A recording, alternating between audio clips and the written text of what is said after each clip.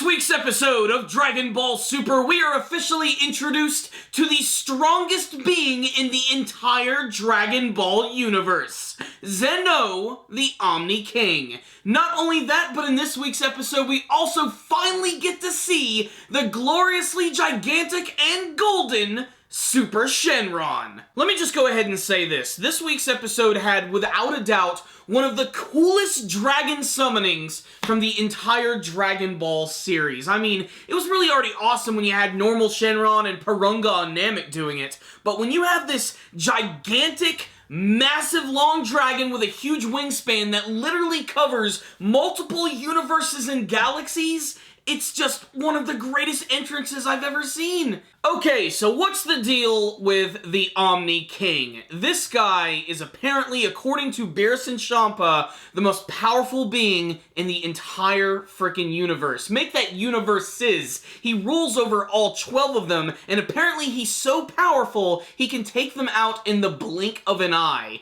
This is a big case of don't judge a book by its cover. This guy is teeny, he's got a lemon-shaped head, and he's got a really high-pitched, ridiculous-sounding voice. But you cannot underestimate this guy. We've always been taught that in Dragon Ball, and these deities all the time tend to look a little goofy, so it makes sense. But his guards are also really awesome. They apparently have the ability to travel through teleportation circles. They actually get right up in Goku's face when he wants to shake the hands of the Omni-King, which the Omni-King is happy to oblige, because he was actually watching the entire tournament without anyone even knowing, and he was really impressed with what he saw. So impressed that he proposes that in the future, there might be a tournament between all 12 universes. I don't know about you, but that sounds like the perfect final arc for Dragon Ball Super. But I still want to see some other stories before we get there, and I know that we're going to have those, because basically the Omni-King just decides to shake hands with Goku in a really funny scene where Goku actually lifts him up in the air,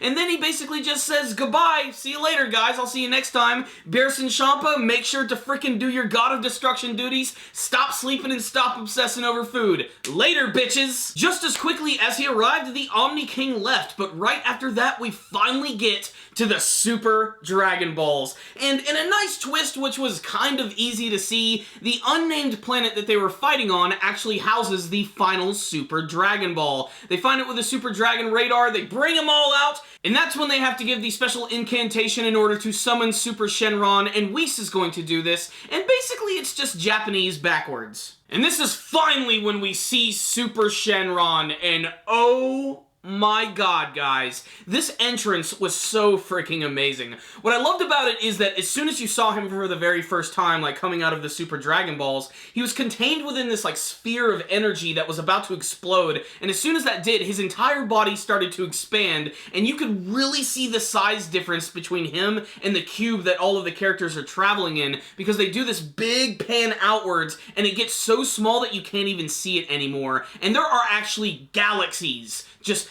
hanging out in different body parts next to this giant dragon, which has a really cool design. It is different from Shenron and Porunga, but still similar in many senses. Basically, it has the long body of Shenron, but it also has this massive wings on its side, which make it look more like a traditional European dragon. That and the fact that it's golden colored and has red eyes just makes it look like one of the coolest freaking dragons that I have seen from the Dragon Ball universe, and it's very obvious that Akira Toriyama just likes drawing dragons in general. He always manages to make them look really cool. The funny thing is, though, because Super Shenron is so big, he actually ends up like swallowing a couple different universes, and all of the characters that are inside of Beerus's cube are actually transported inside of him, and then they have this projection of an even larger dragon, which finally gets to talk to them so that they can make their wish. And Beerus is the one who actually makes a wish here, and in a very shocking twist, he actually wishes for the Earth of Universe 6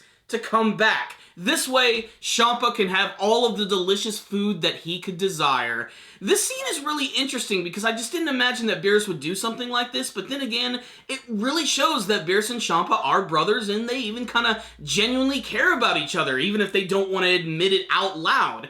And that's what I think I love about these characters. And so far, what I've liked about this arc so far, it's not exactly black and white with everything. There hasn't really been like a big villain in the series quite yet, aside from Frieza. So I can't wait wait to see what they're going to do with like some brand new adversaries after we get into the next arc of the series, which who knows what the hell that's going to be? It's an absolute mystery at this point, and that's what I think is the greatest thing about Dragon Ball Super at the moment, because it surpassed the manga version, which was very spoilerific as we were getting into the brand new arc of the series, but now it is paving the way for all of this unique stuff, and I'm very excited. I know that down the line we're going to have some episodes which are going to be pretty special. They're going to be bringing in the character of Errol from Dr. Slump, which is the other manga series which was created by Akira Toriyama. I don't know much about Dr. Slump, and I've only really seen the episode from the original Dragon Ball series where Goku actually visits those characters for like 2 episodes. That's pretty much my whole knowledge of that series, so I kind of hope this is going to be the same situation where maybe they're just like a 1-episode deal, and then we can finally start moving on to the next arc of the series. So what's the rundown on this week's episode of Dragon Ball Super? This was a golden episode, pun intended.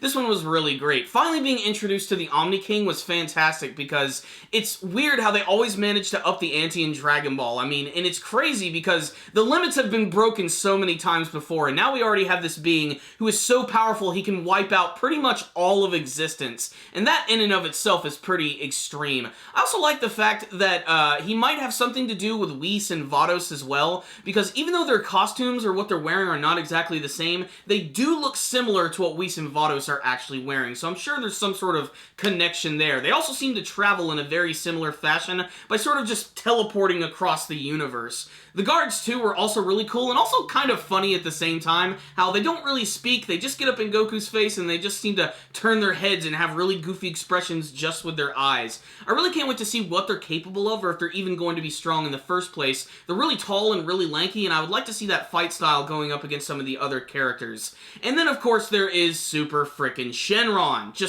The entrance was just pure epicness. It went on for a while, but damn, it looked awesome. Dragon Ball Super is doing a really good job with making its transformation sequences and big power-ups look really cool. I mean, the Kaioken Super Saiyan Blue was awesome. When Goku went Super Saiyan God for the very first time against Beerus, that whole transformation sequence was so crazy and overblown. And this Super Shenron one is one of the greatest, if not the best dragon summons that I've seen from the Dragon Ball series. It looked awesome, it had some great animation, and it just looked cool, and it was entertaining as all hell, and that's what made this week's episode so much fun, and I'm sure a lot of old school Dragon Ball fans are really going to eat this one up here. This series, every single episode has been like surpassing GT, and I can't wait to see what they're going to do with its very bright future. There's so much potential for the show, and in next week's episode, it looks like we're actually going to get a battle between Goku and Monaka.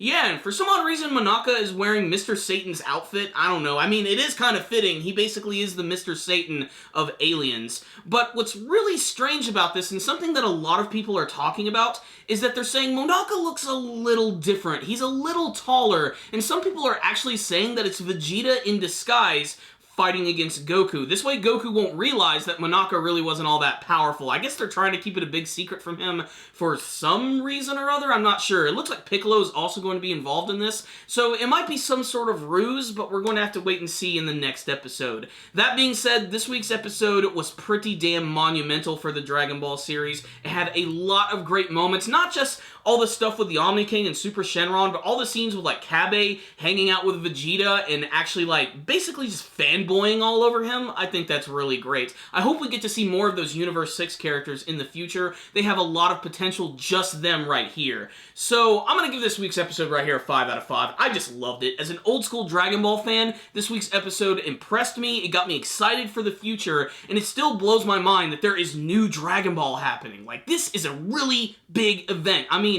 Dragon Ball is what got me into anime in the first place. I wouldn't even be watching these kick-ass Japanese cartoons if it wasn't for Dragon Ball airing on Toonami. And then just the feeling is back. The feeling of coming home after school, making it in time so that you can see that new episode of Dragon Ball. It's totally alive right here in the moment in Dragon Ball Super. Check out this week's episode, guys. It was awesome. But if any of you guys watched this week's episode, make sure to tell me what you thought about it in the comment section below, and what you hope to see from the rest of the Dragon Ball Super anime series. You guys are kick-ass! Thank you for watching this review. I really appreciate it. If you would like to help out the channel, why don't you subscribe to it? That way you can see all of our latest anime and manga reviews, our weekly podcast show. You can also follow us on social media, and make sure to share this review with all of your friends. Make sure to like it too. That really does help us a lot. So thank you guys again for watching, and as always, stay dandy, baby!